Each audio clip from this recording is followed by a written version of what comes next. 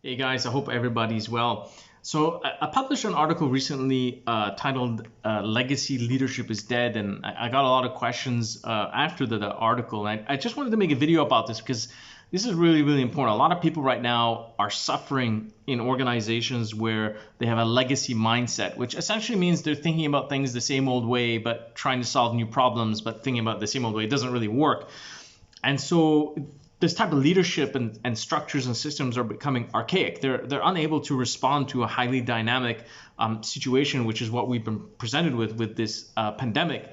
And the post-COVID-19 environment is going to require extremely dynamic form of leadership. In fact, I believe that the definition of leadership and the methods of leadership are going to be redefined by the time we get out of this pandemic on the other end. It starts with the mindset. There's a formula that I use in growth hacking, which I talk about, which is I call it the growth success formula, which is, you start in the first part of the formula. It's mindset plus process, multiply that by culture plus strategy, multiply that by talent plus technology. What surprises most people is technology is at the end of the formula when they think it should be at the very beginning, which doesn't make any sense. Why? How you think helps you put a process in place. By putting a process in place, you enable a certain culture to take place, whether big or small organization doesn't make a difference. And then the culture then helps form the strategy in which people will use, which allows talent to get aligned and technology to be used as the tools to create growth success, right? This is a really important formula. I mean, when people say, "Hey, what is the growth success formula?" or "How do you know when you're successful when you grow?" That's the formula. But it starts with the way you think. So if you're a legacy thinker, right? We've been doing this the same way for this long. We're going to continue to doing it. We have too much to lose. They're too attached to things that are the ways they're being done. The processes must stay the way they are.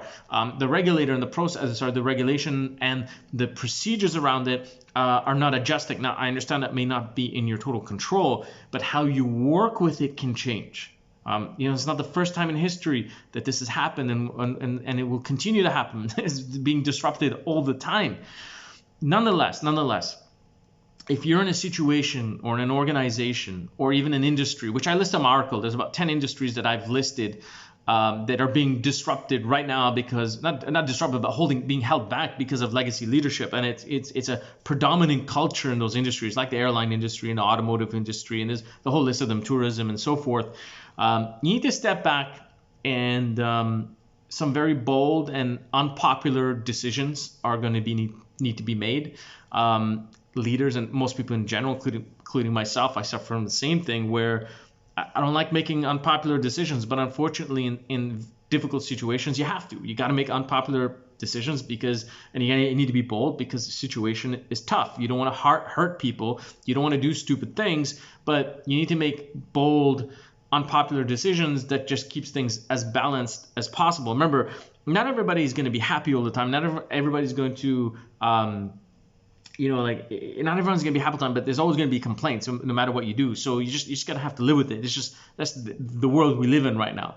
So nonetheless, I just wanted to make this video, want to send it out to you guys about legacy leadership. I'm going to include the article so you can go check it out in a little bit more detail. I have a following article that has come out after that, which are basically my 5 predictions that will greatly change your prosperity in 2021. And I look at micro opportunities and how to utilize those micro opportunities and what they actually mean. So check that out as well. I'll probably do another video on that and put that link in there as well. We'll see you in the next video.